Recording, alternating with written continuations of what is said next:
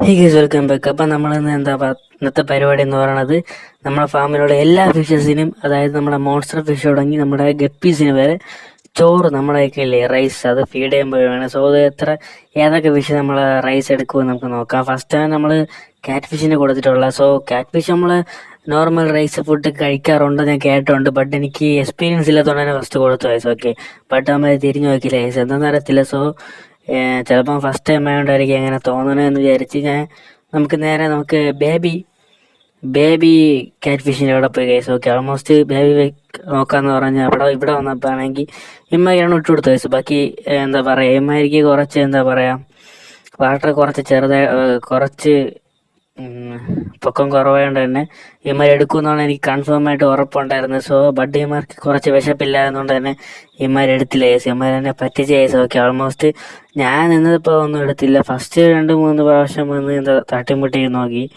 But പിന്നീടൊന്നും അമ്മമാർക്ക് അത്ര activities ഒന്നും കണ്ടില്ല. സോ എനിക്ക് വേണ്ടി ഞാൻ കുറച്ചും ഫീഡ് ചെയ്തുകൊണ്ടായിരിക്കും അമ്മമാർ വരാത്തത്.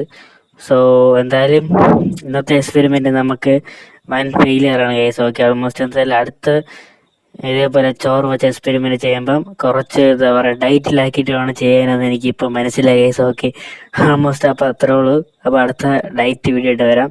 അപ്പോൾ ബൈ, സബ്സ്ക്രൈബ് ചെയ്യണം കേസ്.